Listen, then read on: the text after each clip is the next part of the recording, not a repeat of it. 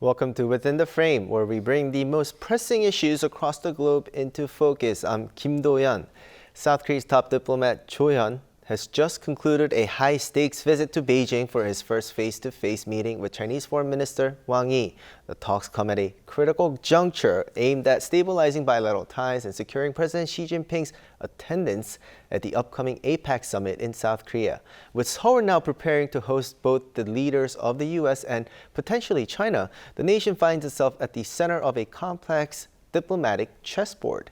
Meanwhile, the outcome of these engagements will have direct consequences for security on the Korean Peninsula and South Korea's strategy amid the ongoing greater power rivalry. Now, to break this all down for us, we are joined by Professor Min Jeong-hun, a professor at the Korea National Diplomatic Academy. Welcome. Good evening. And we also have on my left Professor Richie, Professor of International Politics at Hankuk University of Foreign Studies. Welcome. Thanks for having me. Now, Professor Min, I would like to start with you. So, Foreign Minister Cho Hyun's visit to China and his meeting with Wang Yi is sort of unconventional in that last time it was Foreign Minister from Korea that was also in China. So they kind of exchange visits. So what do you have to say about this? Is there any significance? Basically, it's kind of the surprising visit for South Korea diplomatically. But anyway, as you know, South Korea is the host country for the upcoming APEC summit in Gyeongju next month. And the South Korea wants President Xi Jinping of China to visit Gyeongju next month. So the governments of the two countries, South Korea and China, need to talk about the main agendas of the possible bilateral summit between the two leaders next month. So Foreign Minister of South Korea, Cho Hyun, recently visited China to talk about and meet his Chinese counterpart Wang Yi to talk about those possible agendas. And diplomatically speaking, of course, it's a Chinese turn to visit South Korea this time. But, as the host country, Minister Cho Hyun visited Beijing instead. So it was well received by Chinese media that it clearly showed Lee Jae-myung government's pragmatic diplomacy and its intention to maintain a good relations with China. And it was known that the two ministers talked about main agendas like the North Korean issues and others. Specifically, Foreign Minister Cho Hyun mentioned that South Korea is pursuing restoring inter-Korean relations and resuming dialogue with Pyongyang, and it also want to make a progress toward North Korea's denuclearization and the peace on the Korean Peninsula. And Minister Cho asked the Wang Yi, the Chinese counterpart, to play its part for China to bring North Korea back to the negotiating table. And the Chinese Minister Wang Yi responded that China would continue to play a constructive role for peace and stability in the region, and agreed to maintain close communication with South Korea. So overall, it is very likely that President Xi Jinping will visit Gyeongju next month, and it will provide a good momentum for improving the bilateral relations between South Korea and China. Now, Professor Richie, I would like to turn to you. Now, speaking of close communications and improving bilateral ties, the Chinese foreign minister mentioned that South Korea and China should become strategic partners. What is this implying? What's the background for this, and the developing the strategic cooperative partnership? What does it entail for the two countries? So I would start by saying I think that probably below the surface, where there are indeed some shared interests, some of them quite significant, I think that there's actually a very different set of interpretations of what that strategic partnership could be. So to focus on the things that perhaps are shared, obviously both South Korea and China have an interest in stabilizing the situation with North Korea. Now, South Korea remains committed to denuclearization in a way that China perhaps is not in practice, although it is still on paper in favor of denuclearization of North Korea.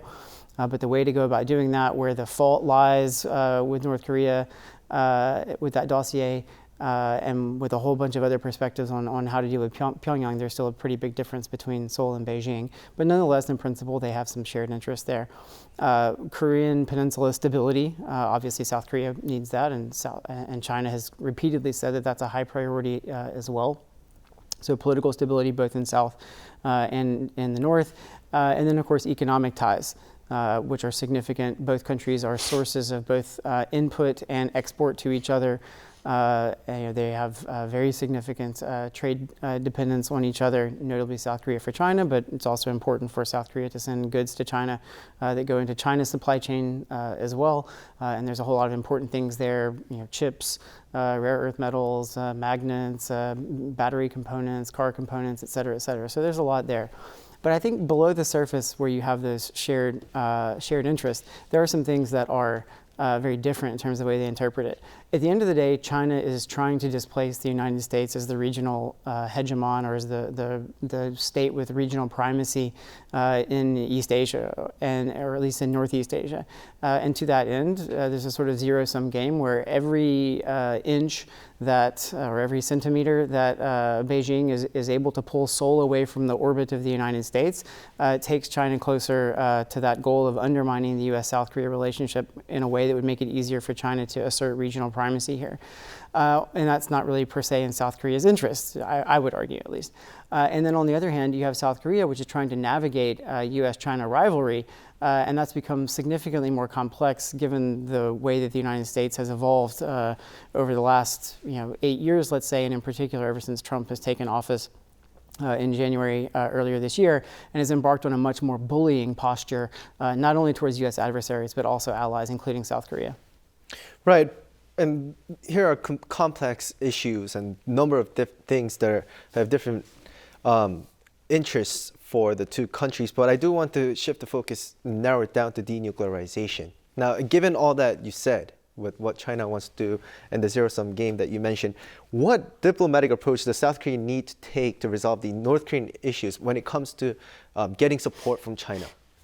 Sure. There was some speculation by some people, or at least some commentary by people during the military parade in Beijing earlier this year, when China didn't mention denuclearization of the Korean Peninsula, much less denuclearization of North Korea in any of its statements during that several-day period. But I don't really think that that necessarily means very much. It was probably a sort of friendly gesture towards North Korea, not to mention it, and perhaps even a sort of sine qua non for Kim to come to Beijing for this event. Here I'm partially speculating, but my guess is that might well be the case.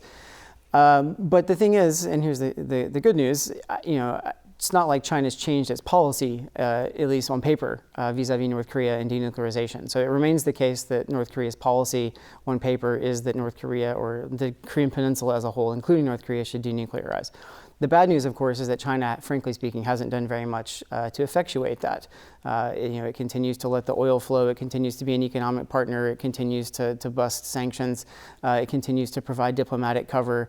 It continues to support North Korea in its efforts to support Russia and Ukraine, which has, of course, also resulted in North Korea receiving technology that feeds into its military programs, presumably also into its weapons of mass destruction program.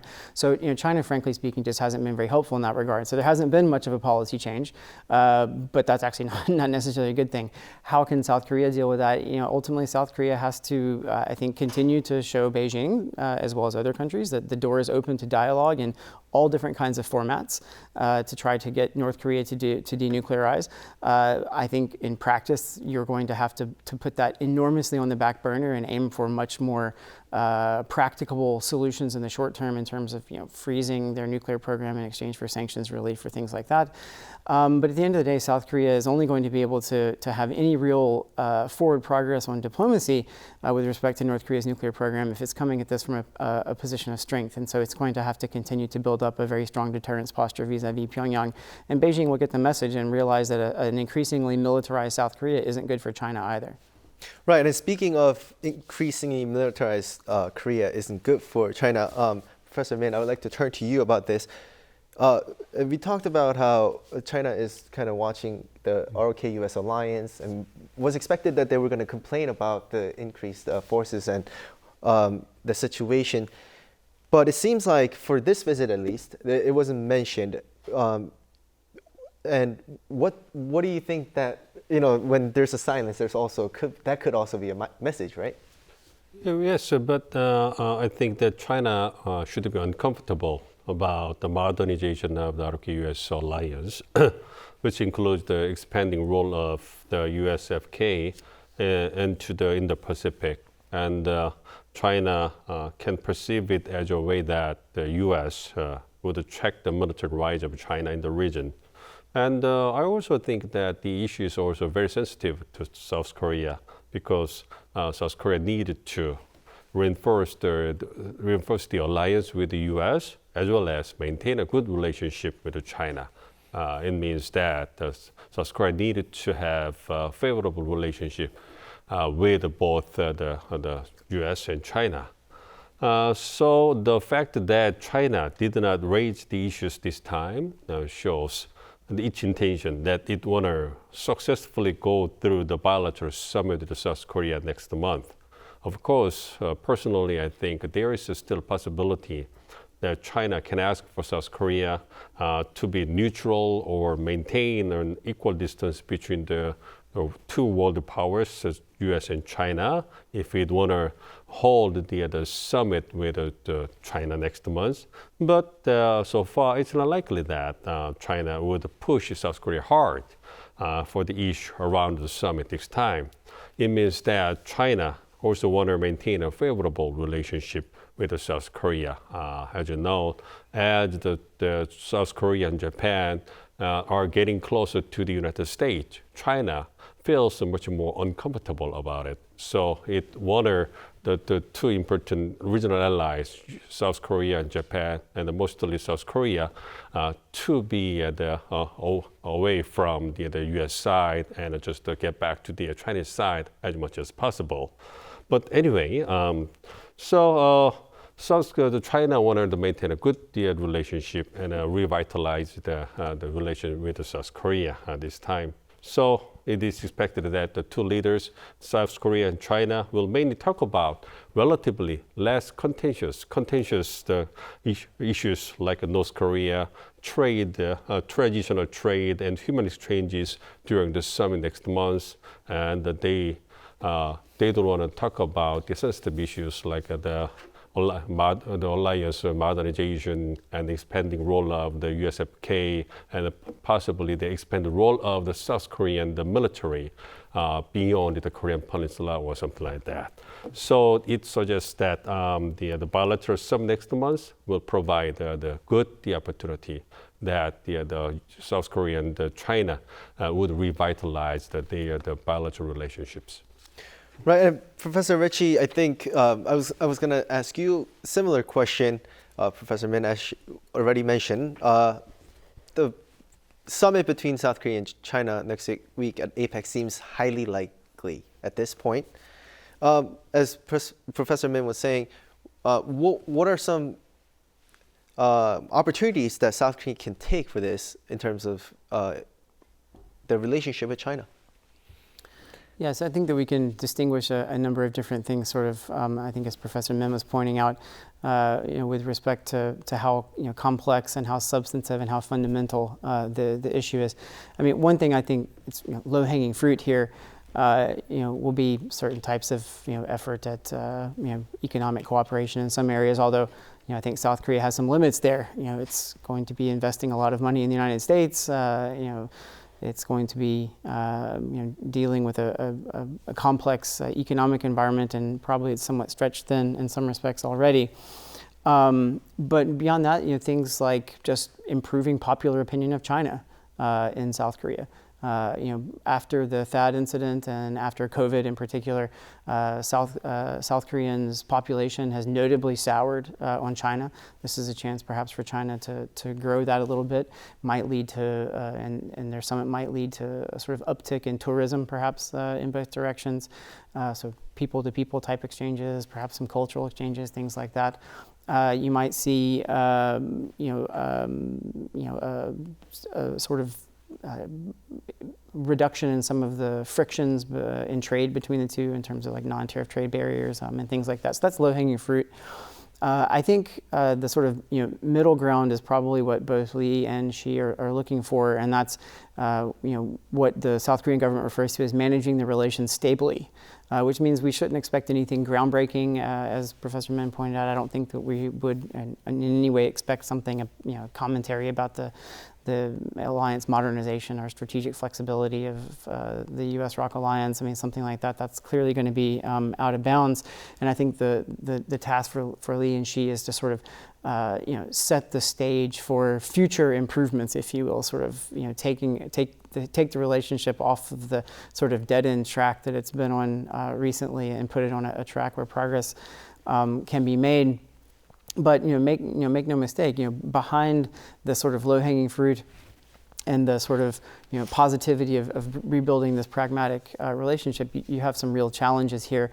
And Professor Min talked about some of them, but I'll just bring up one more that is something that South Korea is going to have to watch out for, and that is the provisional maritime zone, where we see China beginning to build up structures and seemingly engage in some of the same types of salami slicing tactics that we've seen it do in the South China Sea, which have led to some extremely contentious relations with the Philippines.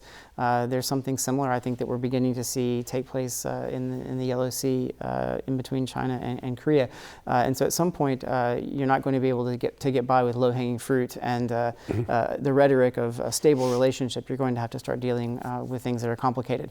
But in order to do that, you first have to get the relationship back on a solid foundation. And I think that's probably the short-term aim for any meeting that might happen between Xi and Lee at the summit. Right. And we're assessing the situation right now, but Professor Min, I would like to go kind of deeper and more practical. What strategy should South Korea adapt to walking between the lines between U.S. and China amid all this that we've just talked about? Like China has emphasized opposing protectionism and securing supply chains before, but still Korea has U.S. to look out for. What's the strategy that Korea needs to take diplomatically? Yes, as you know, currently the Trump government want to activate want to actively use tariffs to reduce its trade deficit, and they also want to reshape the global supply chains, mainly for the high-tech industries. And as an open trade country, South Korea wants the world market to maintain free trade and the stable supply chains. So basically, South Korea needed to closely work together with the U.S. When the ally tries to reshape the global supply chains, like semiconductors, bio-industry, AI, and others. Because those high-tech industries or advanced technologies consist of the engine of South Korea's future economic growth, and therefore it needed to maintain and enhance its competitiveness by closely working together with other front-runners in the fields like US, Japan, and Europe. So it means that South Korea needs to go with the US policy directions for the high-tech industries. It's a hard, cold reality that South Korea faces, and China needed to understand and accept it. And meanwhile, South Korea can also maintain a traditional trade with China as a neighbor country, and China can also play an important role in terms of dealing with the North Korean issues. So, and in addition, economically speaking, South Korea can improve its economic cooperation with China in the form of a trilateral cooperation between South Korea, China, and Japan. And so the enhancing the bilateral or trilateral, the economic cooperation among the neighboring countries, South Korea, China, and Japan, will contribute to securing stability and prosperity in East Asia. Right. Now, Professor Ritchie, we're talking about working closer with the U.S. as well. Now, at the APEC, it's not only going to be a summit with Xi Jinping, it's also with Donald Trump, very likely. So this relay of summits, how can South Korea leverage this situation diplomatically? Yeah, so I'd start by saying, from Lee Jae-myung's perspective, there's also the domestic political part of this, which is paramount for him, and that is, he gets to put himself on the global stage as a leader with significant convening power to bring Trump and Xi together on the Korean Peninsula, host them, facilitate their dialogue. So that's part of it, and of course, as long as the event goes off well, that sort of prestige alone, I think, is beneficial for him domestically. In terms of the actual sort of diplomatic, angle to this, I think we can sort of distinguish between multilateral and bilateral. So bilaterally, Lee's likely to meet with Trump. He's likely to meet with Xi, and in both of those cases, he'll have some very tough things, or at least some complicated things to iron out, at least in some cases. And so I expect we'll see his team prepare as much as possible for that, notably on the economic front with the U.S., and then on setting a sort of stable relation with Beijing going forward, diplomatically. And then multilaterally, this is a chance for, I think, South Korea to tell the rest of the world that it's open for business diplomatically, and that it can work with Australia, with Japan, with Europe, and with other countries in some of these areas that Professor Min just mentioned, AI, technology, et cetera, et cetera. So I think it's a chance for Korea to sort of, put its shingle out and say, we're open for business, not only economically, but also diplomatically, and that, to use a term from the previous guy, we can be a global pivotal state. Right. I mean, it's a critical time for South Korea with a lot coming up. I wish we had so much more time and we could talk about other things as well, because there's the UN General Assembly coming up as well. But I'm afraid that's all the time we have for today. Now, thank you for your insights, Professor Min. Thank you for being with us. Thank you. And Professor Ritchie, as always, thank you for your insights. Thank you for having me.